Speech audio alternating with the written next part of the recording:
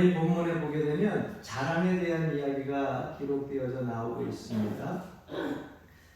말씀 속에 보니까 믿음으로 의롭다 하심을 얻은 자 이렇게 말씀하고 있는데 우리가 바로 거기에 속한 사람입니다. 믿음으로 의롭다 하심을 얻은 자가 자랑할 것이 무엇이냐? 네. 그 자랑의 근거가 어디 있느냐? 사도 바울은 이렇게 말씀을 하고 있는데 어쨌건 믿음으로 말미암아 의롭게 된다라고 하는 이 말씀, 하나님의 성경의 이 말씀을 우리가 확실하게 수용을 할 때에 세 가지 뒤따라 생각하게 되는 것이 있어요. 그 첫 번째는 뭐냐면 사람은 근본적으로 자랑할 것이 아예 없다는 거예요. 많은 사람들이 자랑하면서 살아가는데 성경에 근거하게 되면 믿음으로 의롭다 하심을 얻었다. 우리가 그러한 사람이다. 라고 하는 것을 우리가 수락한다고 하면 우리가 살아가면서 인간적으로 자랑할 것은 하나도 없다는 거예요. 또 한 가지 생각해 볼 것은요. 우리 인간들이 내가 가진 것 갖고 자랑하고 내가 얻은 것 갖고 자랑하고 내가 누리는 것 갖고 자랑하는데 이거 자랑하다가 인간적인 자랑은요. 무너지는 데는 어떤 특권층도 또 일반인도 예외가 없이 다 세상적인 자랑은 무너지고 하루 어느 순간에 없어진다는 거예요. 그래서 우리 믿음으로 의롭다함을 받은 사람들이 믿음 생활하면서 이 율법이 가지고 있는 의미를 잘 알아야 되고 율법에 대한 관계를 좀 알아야 되는데 여러분들이 아마 본문을 읽으면서도 좀 난해하다라고 하는 그런 생각을 하셨을 거예요. 좀 본문 내용이 뭐 쉽게 아브라함이 이삭을 낳고 이삭이 야곱을 낳고 뭐 이렇게 평범하게 우리가 쉽게 이해할 수 있는 내용이 아니고 조금 좀 난해한 문제들로 어려운 단어들로 섞여져 있는데 오늘 이 본문 말씀을 통하여서 자랑과 율법 그리고 믿음에 대하여서 우리가 어떻게 생각하고 어떻게 생활해야 되는가 이것에 대해서 우리가 좀 말씀을 좀 풀어 헤치고 함께 은혜를 나누고자 합니다. 여러분 보십시오. 우리가 인간적인 자랑을 할 수 없다. 우선 전제를 놓고 가야 돼요. 왜? 우리는 믿음으로 의롭다함을 얻은 자이기 때문에 그 믿음은 누구를 통해서 얻은 겁니까? 하나님을 통해서 얻은 거죠. 예수 그리스도를 통해서 얻은 거예요. 그래서 그 믿음으로 우리가 의롭다 이렇게 얻었으니까 우리가 의롭다고 하는 것을 세상 사람들에게 자랑할 수가 없어요. 왜? 내가 잘해서 얻은 게 아니라 하나님께서 우리에게 주신 선물이 믿음이거든요. 인간은 자랑할 수 없다는 거예요. 그럼 우리는 이 세상을 살아갈 때 어떤 의미를 가지고 어떤 것을 자랑해야 되는가? 우리 좀 차원 높은 의미의 자랑을 가지고서 자랑을 해야 된다는 것입니다. 먼저 이 자랑이라고 하는 단어는 어떤 의미가 있냐면은 한번 따라해 봅시다. 가슴 벅찬 기쁨. 가슴 벅찬 기쁨. 예. 이 자랑이라고 하는 말이 원래 원어에 보니까는요. 이게 우리나라 말보다 원어에 보게 되면 가슴이 벅찬 기쁨. 이 언어에서 파생이 되어서 나온 거예요. 그러니까 내가 자랑이라고 하는 것은 뭐예요? 내가 이 가슴에서 너무너무 기쁨이 벅차가지고 입을 열어가지고 자랑하지 않으면 견딜 수가 없는 거야. 네? 그게 너무 큰 기쁨. 그것 때문에 내가 입을 열어서 다른 사람들에게 그걸 가지고 이야기를 하는 거예요. 그 자랑 속에 뭐가 있느냐? 내 가슴에 벅차고 지금 막 차고 넘치는 기쁨이 있다는 거예요. 내 자녀가 맛있는 것을 사줬다든가 사랑하는 사람에게 좋은 선물을 받았다든가 또 가정에 아주 정말 가슴이 너무 벅차고 기쁜 일들이 일어났다든가 이럴 때 견딜 수 없어가지고 입으로 얘기하는 것이 자랑이라고 하는 겁니다. 그런데 우리가 자랑하는 그 자랑에 의의가 섞여 있느냐 이것을 우리가 생각을 해봐야 된다는 거예요. 사도 바울이 지금 본문에서 말씀하는 내용이 이 말씀이에요. 내가 자랑하는 것이 그 안에 의가 섞여 있느냐, 옳은 것이 섞여 있느냐. 내가 아무리 기쁨에 벅찬 자랑을 해도 그 마음에 이 자랑하는 이 속에 의가 없으면 빠지면 자랑할 게 없다는 거예요. 좀 난해하죠? 좀 어렵죠? 좀 쉽게 표현하자면 이런 것입니다. 예로 지금 내가 아주 좋은 물건을 가졌어요. 네? 누가 봐도 좀 탐나는 아주 너무 귀하고 좋은 것을 가졌어요. 자, 나에게 있어서는 다른 사람들한테 충분히 자랑할 거리가 있는 좋은 물건을 가졌다고 가정을 해봅시다. 그런데 사실 이 물건 다른 사람들이 보기에는 너무너무 탐나고 귀하고 소중하고 부러운 그러한 물건인데 이 물건은 훔친 거야. 도둑질 해가지고서 가져온 거야. 자, 여러분들이 봤을 때는 부럽지만, 자, 다른 사람들이 부러워하니까 나는 이걸 갖고 자랑을 할 수 있겠지만, 여러분 자랑거리가 돼요, 안 돼요? 아무리 부러워하는 소중한 그러한 물건이라 할지라도 자랑할 수 있는 자랑거리가 되지 못해요. 왜? 내가 도둑질한 거기 때문에. 그러니까 내가 가지고 있는 것들을 가슴 벅차게 기쁨으로 자랑을 한다 할지라도 여러분 의의가 빠지게 되면 자랑거리가 못 된다는 거예요. 또 한 가지 여러분, 다른 모든 사람들이 가지고 있는 것들을 똑같은 것을 내가 내 돈 주고 샀어요. 이거 자랑거리가 될까요? 다른 사람이 가지고 있는 건 나도 가지고 있다고. 여러분 이것도 자랑거리가 되지 못한다는 거예요. 정말 우리가 인간적으로 다른 사람한테 자랑할 수 있는 자랑거리는요, 의가 섞여 있어야 되고, 또 한 가지는 내가 산 것이 아닌 다른 사람이 나에게 선물로 준 것, 이러한 것들이 자랑거리가 된다고 하는 거예요. 왜? 다른 사람이 나에게 선물로 준 것은 뭐가 포함되어져 있습니까? 그 안에 사랑이 포함되어져 있는 거잖아요. 그래서 여러분 이 선물 때문에 요즘 부부싸움들이 많이 일어난다고 하잖아요. 나이가 들어가면서 옛날에 안 모이던 동창회 모임들을 자주 모인다고 해요. 그래서 동창회 모임을 갔는데 동창회 모임 가게 되면은 이 남자들의만의 문제는 아닌 것 같아. 이제 부인들이 이제 동창회에 가게 되면은 동창회 가면은 특히나 남자들은 액세서리에 큰 관심이 없는데 여자들은 액세서리에 좀 관심이 많다고 합니다.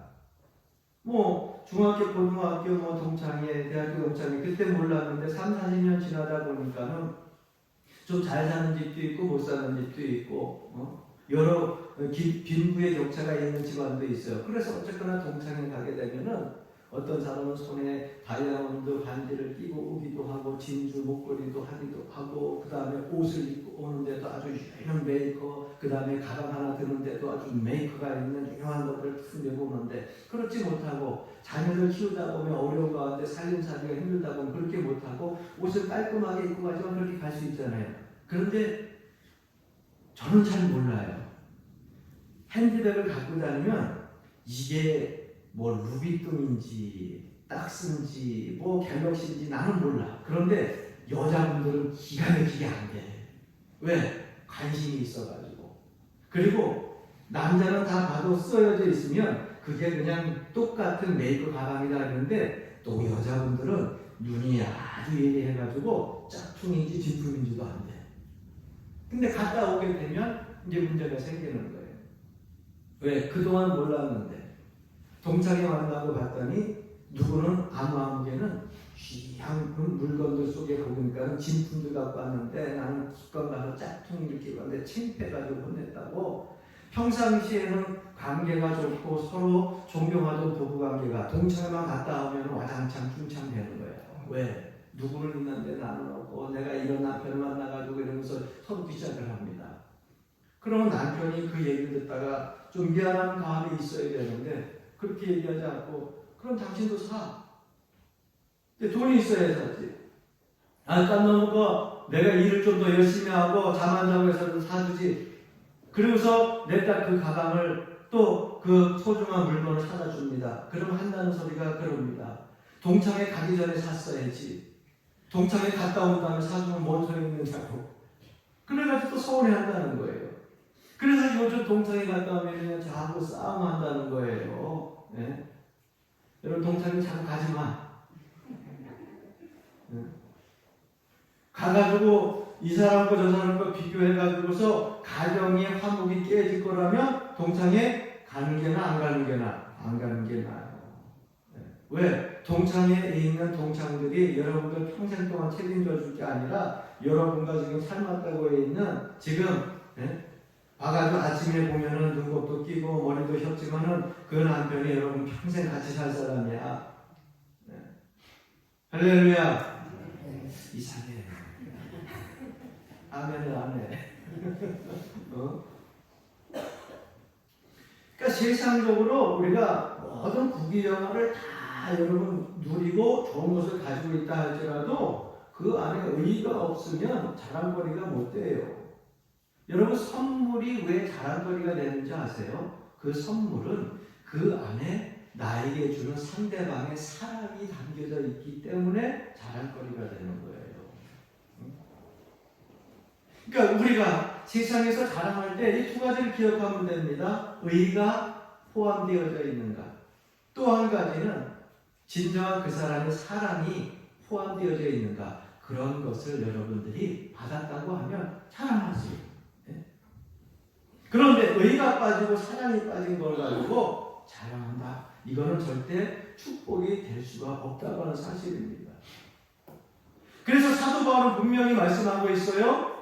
믿음으로 의롭게 된 자, 의롭다함을 받은 자, 이러한 심정을 가지고 이 땅에서 살아갈 때에 자랑할 것의 차원을 좀 높이라는 거예요.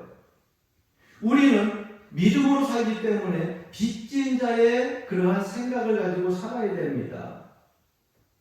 왜? 하나님께서 주신 선물이에요. 요즘 말로 위해서 좋은 자가용을 타고 다닌다? 아니면 좋은 집이 있다? 아니면 좋은 물건을 가지고 있다? 그런데 여러분, 그것이 이제는 도둑질하는 것이 아니라 다른 사람들의 돈을 빌려가지고 빚을 내가지고 산 것이라고 한다고 하면 그게 자랑거리가 될 수가 있어요? 아무리 좋은 자동차, 아무리 좋은 집, 아무리 좋은 물건 가지고 있으면 뭐예요? 빚을 얻어가지고서 산 것이라고 하면 소용이 없죠. 그럼 주변 사람들은 그걸 가지고 뭐라고 얘기합니까? 나 좋은 자가용 샀다고, 좋은 템을 샀다고 그러면서 막 자랑을 한다는데 다 빚으로 산 걸 주변 사람들이 다 알아. 본인은 자랑하고 다니지만 양심이 허락지를 않고요. 그의 영혼도 허락지를 않죠. 본인뿐만 아니라 주변 사람들이 뭐라고 얘기하는지 아십니까? 정신이 나갔구만. 돈이 없어가지고서 허리 쫄라매고서 열심히 살기도 바쁜데 빚을 내가지고서 해물을 사? 빚을 내가지고서 자동차를 사? 여러분 이렇게 얘기를 할 거 아니에요. 그러니 여러분 빚진 자의 의식을 가지고 살아야 된다는 거예요. 믿음으로 의롭다함을 얻은 자는 사실 빚진 자와 같아요. 왜? 믿음은 누가 주신 것이라고요? 하나님께서 주신 것이라고요. 이 전제를 잃어버리면 안 돼요. 이 명제를 잃어버리면 안 돼요. 믿음은 하나님께서 주신 것이기 때문에 내가 지금 의롭게 일컬음을 받을 수 있는 것은 하나님의 은혜라고 하는 거예요. 할렐루야. 모든 사람들에게 있어가지고서 그래서 나의 의로움에 대해서 자랑할 수가 없다라고 하는 것이 이 사도 바울의 말씀입니다. 성경에서 다른 비유를 이야기하고 있는 탕자의 비유를 여러분 기억해 보십시다. 탕자가 아버지의 사랑을 받고 있습니다. 자기의 분깃을 다 달라고 해서 일찌감치 아버지가 분깃을 다 내어줬어요. 자기의 분깃을 가지고 가서 번창하고 번영해가지고서 잘 살고 돌아왔으면 얼마나 좋겠습니까마는 허랑방탕하여가지고 다 잃어버리고요. 알거지가 됐어요. 그런데도 아버지는 그 자녀를 기다리고 있잖아요. 품꾼으로 써달라고 했지만 아버지는 그래도 아들로 받아들이고요. 잔치를 벌입니다. 그 아들에게 있어가지고서 아버지의 사랑은 뭡니까? 은혜예요. 은혜. 그래서 일평생 그 은혜를 받았으면 평생 동안 아버지를 잘 공경하고 공양하며 섬기면서 빚진 자로서의 삶을 살아가는 거예요. 이것이 오늘날 그리스도인의 삶의 모습이라고 하는 것입니다. 내가 의롭게 산다고 자랑하지 말라는 거예요. 내가 지금 복 받은 거 여러분 내가 잘해서가 아니라 하나님이 은혜 가운데에 우리를 복받게 해주신 거예요. 하나님이 길을 열어주신 거예요. 하나님께서 사람들을 만나서 그 길들을 터주신 거예요. 번창하게 하신 거예요. 그걸 잊지 말고 살아야 된다는 거예요. 왜? 우리는 이 땅에 태어날 때부터 의인으로 태어난 것이 아니라 죄인으로 태어났기 때문에.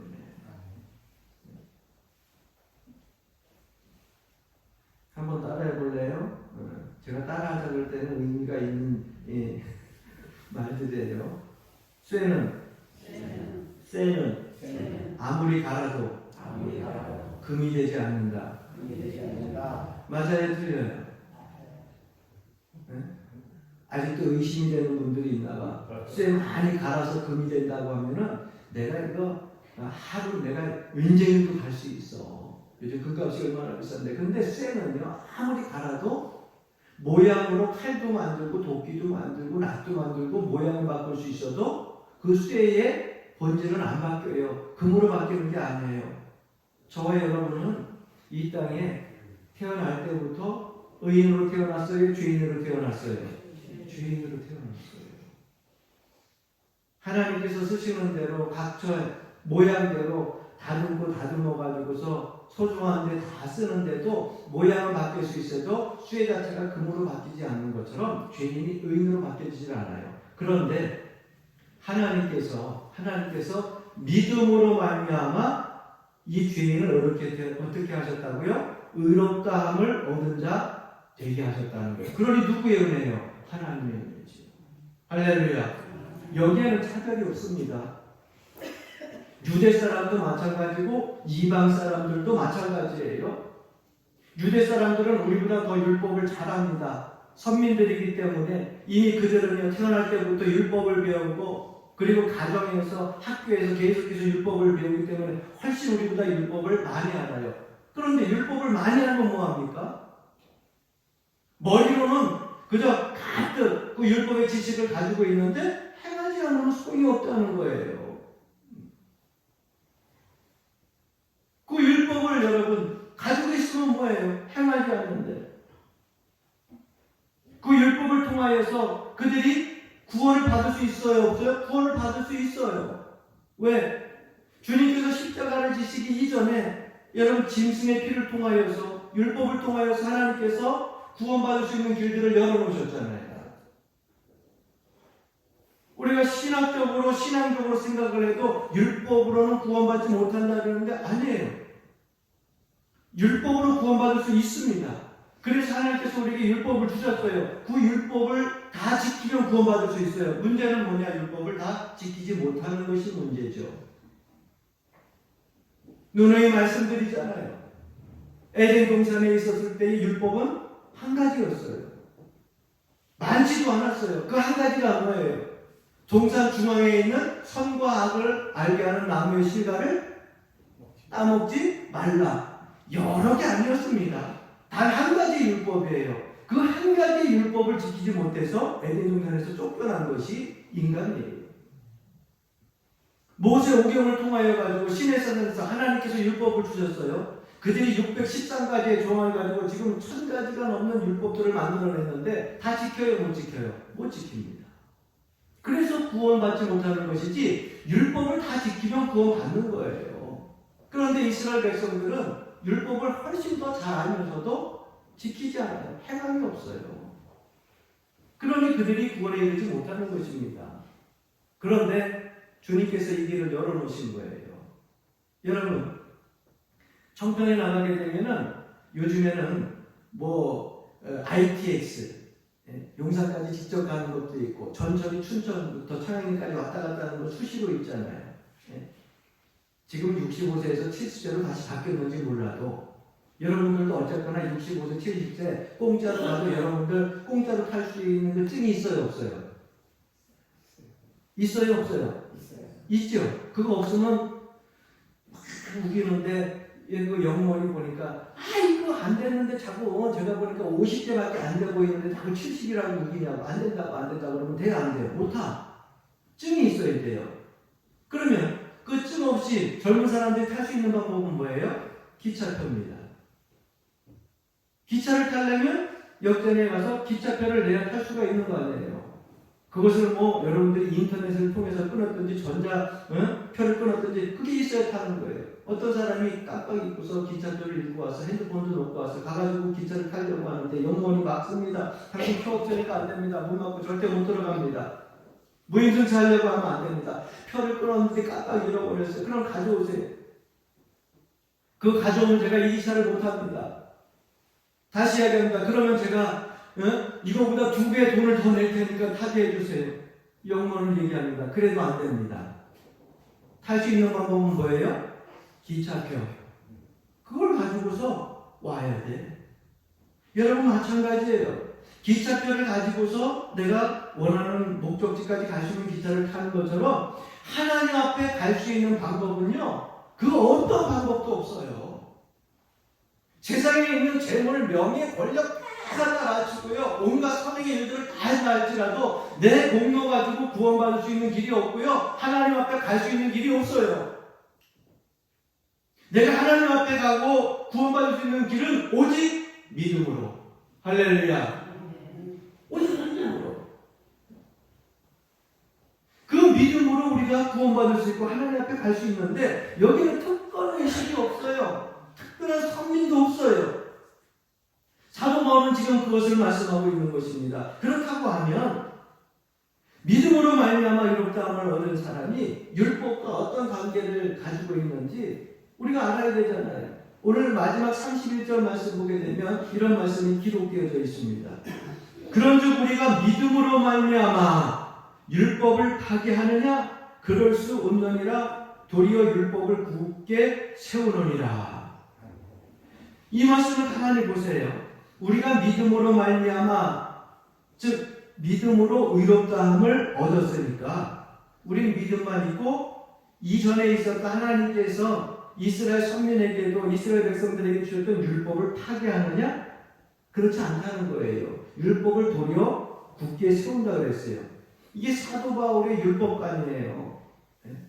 우리가 믿음으로 구원받았다고 해서 하나님께서 주신 율법을 우리가 신앙생활하면서 파괴하고 생각하지도 않고 지키지도 않고 살아가는 것이 아니라 율법을 더 온전히 세워야 된다는 거예요.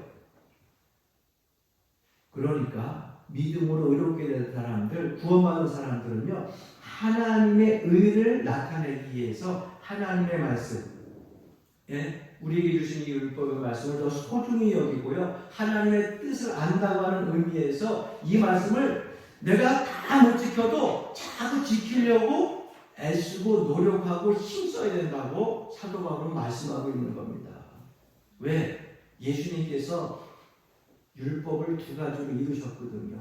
어떻게 이루셨어요? 율법을 행함으로 이루셨잖아요. 공생의 기간 동안에 하나님의 아들 예수님께서는 직접 이 율법을요 행함으로 이루셨어요. 또 하나는 뭐냐? 죽으심으로 이루었어요. 어디에서? 십자가에서 죽으심으로 이루었어요. 그래서 예수님께서는 율법을 2가지로 이루셨어요. 율법을 행함으로 이루고 십자가에 달려 돌아가심으로 율법을 완성시키셨어요. 그것을 믿는 우리들이 그 믿음을 통하여서 의롭게 되었다 이야기하는 것이 사도 바울의 율법관이에요. 예수님의 율법을 지키고 우리의 죄를 위하여서 십자가에 돌아가심으로 말미암아 우리가 하나님께로부터 나아갈 수 있는 길이 열렸다. 그것을 믿는 그런 믿음이 우리를 의롭게 한다고 사도 바울은 이야기하는 거예요. 그러니까 그리스도의 십자가를 통하지 아니하고는 율법의 완성을 우리가 함께 짊어질 수가 없고 구원받을 수가 없다는 거예요. 어려워요. 난해해요. 좀 쉽게 설명드릴게요. 이전에 부디 목사님이 각 교토의 부흥회를 다닐 때에 그 전도 부흥에 수많은 인파들이 몰려들었습니다. 그래서 한 교회에서 부흥회를 하게 되는데 그 교회에 그 사이즈가 크지를 않아가지고 그 지역에 있는 많은 사람들이 몰려들다 보니까는 교회에 다 모일 수가 없어요. 그래서 교회에서 할 수 없이 할 수 없이 나이를 제한을 시켜놓습니다. 16살 아래로는 예배를 본당 안에서 드릴 수가 없으니까 16살 이상 되는 그러한 사람들만 모여서 우리가 무디 목사님의 말씀을 듣기로 하겠습니다. 하고서 밖에서 안내위원들이 거르는 뭐 할 수 없죠. 어떻게 너무 사람들이 미워차게 되면 잘못하면 또 인파가 몰려서 큰 사고도 날 수 있으니까. 그래서 16살 미만의 사람들은 아이들은 왔다가 청소년들 왔다가 다 돌아갔어요. 왜? 못 들어가니까. 그런데 한 아이가 끝까지 가지 않고 교회 문 밖에서 앉아가지고서 시무룩하게 앉아가지고서 거기서 있습니다. 교회를 들어가는 사람이 물어봐요. 너 왜 여기서 이렇게 앉아있느냐? 오늘 무디 목사님이 와서 말씀을 전하는데 무디 목사님 그 말씀이 너무너무 듣고 싶은데 제가 16살이 안 됐어요. 그래서 들어가지 못해요. 많은 사람들이 모여가지고 16살 이하면 들어오면 교회 너무 차가지고 못 들어간다고. 그래서 제가 여기 앉아 있었어요. 그랬더니 지나가는 그 사람이 그럼 내 손 잡고 나랑 같이 들어가자. 나이 많은 사람이 그 손을 잡고서 들어갑니다. 그래가지고서 손을 잡고서 막 들어가는데 들어가다 보니까 사람들이 자리가 꽉 찼어. 앉을 자리가 없어. 그 앉을 자리가 없으니까 그를 끌고 와가지고 그 소년을 가운데 싼 의자에 앉혔어요. 누굴까요? 그런 말씀을 전한 무디 목사님이었어요. 너는 내 손만 꼭 잡고 오면 돼. 저 들어가도 돼요? 아니 걱정하지 마. 내 손만 잡고 오면 돼. 그리고 들어가서 앉았어요. 그리고 무디 목사님이 이 아이를 놓고서 설교를 할 때 이런 말씀을 합니다. 여러분, 이 아이는 16살이 되지 않아가지고 교회 못 들어올 뻔했어요. 그런데 내가 손 꼭 붙잡고 나를 붙들고 오면 교회 들어갈 수 있다. 그래서 제가 데리고 들어왔어요. 여러분, 우리가 신앙생활 할 때 구원받는 것도 똑같아요. 내가 내 의로, 내 선행으로, 내 공로로 구원받을 수는 없지만 예수님 의지하여서 주님의 행하심과 주님의 십자가의 죽으심과 부활의 사건, 그것을 내가 믿음으로 꼭 믿고 주님 붙잡으면 나 구원받을 수 있습니다. 천국 갈 수 있습니다. 할렐루야. 여러분, 맞아요. 우리의 선행으로 의로 하나님 앞에 설 수 없어요. 예수 그리스도의 십자가의 흘리신 죽음과 그 삶 속에서 행함을 내가 믿음으로 주신 그 선물로 인하여 내가 구원받는다고 하는 사실을 기억하고 우리 삶 속에 있어 내가 가진 것 때문에 자랑하지 말라는 거예요. 의가 거기에 포함되어 있지 않아요. 내가 소유한 것 때문에 자랑하지 말라는 거예요. 내가 가진 지식 가지고, 내가 가지고 있는 물질 가지고, 내가 가지고 있는 권력 가지고 자랑하지 말라는 거예요. 예수 믿는 사람들은 좀 더 높은 차원의 의미를 가지고 자랑하는 거예요. 뭐예요? 예수 그리스도의 흘리신 보혈의 피로 그 사랑과 은혜로 내가 구원받았다고 하는 그 사실, 내가 천국 백성되었다고 하는 그 사실을 놓고 자랑하라는 거예요. 누굴 자랑하라고 하는 얘기입니까? 예수 그리스도를 자랑하라는 얘기예요. 이게 사도 바울의 율법관이에요. 저는 여러분들이 자랑할 게 많죠. 자녀들 자랑할 것도 있고, 또 여러분 직장 생활하면서 만난 친구도 자랑할 거 많은데 그 중에 제일 1순위로 예수 그리스도를 먼저 차원 높은 그런 자랑을 하는 여러분 되기를 주님으로 간절히 축원합니다. 그래서 예수 믿는 사람들은요, 선행을 할 때도 무슨 보상을 받으려고 선행하면 안 돼요.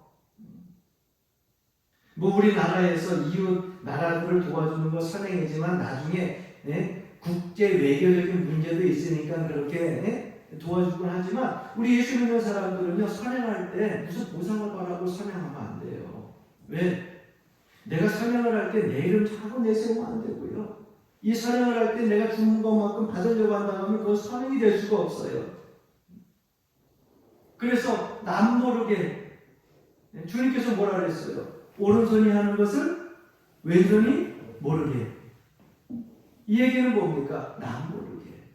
누구만이 드러나게? 예수 그리스도만이 드러나게. 여러분들 선행 속에서도 누가 드러나게? 예수 그리스도 믿는 사람들이 그리스도의 사랑으로 나를 사랑해줬다고 하는 그 사랑이 드러나게 그렇게 선행하라는 거예요. 할렐루야.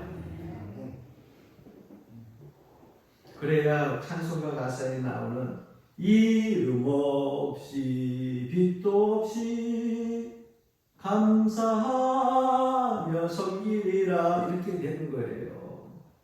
찬송가는 매일 이름 없이 빛도 없이 감사한다 해놓고 뭔 선행하기만 하면 내 이름 내려고 하고 그리스도는 내 뒤에 있고 뭔지 자랑하려고 하면 그리스도의 자랑은 뒤로 가고 내려고 하려고 하는 이것은 선행이 될 수 없다고 하는 거예요. 왜? 거기에 의의가 포함되어 있지 않기 때문에.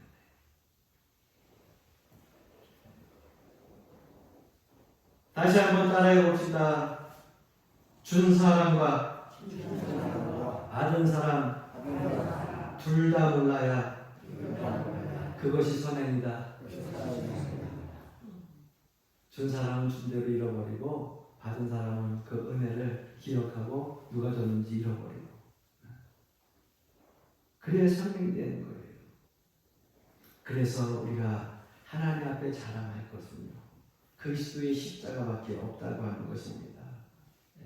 그리고 내가 살아가는 순간순간 하나님 앞에 감사할 수밖에 없다고 하는 거예요. 여러분 수학적으로 우리가 생각을 해도 0이라고 하는 숫자가 있으면 여러분 0이라고 하는 숫자는요 아무리 많이 붙여도 0이야. 0, 그 다음에 0, 그 다음에 0, 0 계속해도 그걸 여러분들이 숫자로 셀 때 뭐라고 읽어요? 0이야. 거기에 앞에 단단히 숫자가 붙어야 되잖아요. 0이 막 붙어서 아무것도 아니야. 일시, 백천만, 십만, 백만, 천만 막 이렇게 해서 그냥 가는데 0 앞에 아무것도 없어. 0이야. 그 앞에 1이 붙으면 얼마가 돼요? 1 억이 되고 2가 붙으면 2억이 되고 9가 붙으면 9억이 되고 앞에 숫자가 붙어야 뒤에 0도 뭐예요? 값어치가 올라가는 거예요. 우리의 삶 속에서도 마찬가지입니다. 0이라고 하는 숫자 속에 예수 그리스도가 나의 삶 속에서 숫자가 되어 주시면 이 10, 0 같은 인생이 10이 되기도 하고 100이 되기도 하고 1000이 되기도 하고 억이 되기도 하는 거예요. 그 때문에 누구만을 자랑하느냐? 예수 그리스도만을 자랑해야 됩니다. 할렐루야. 아멘.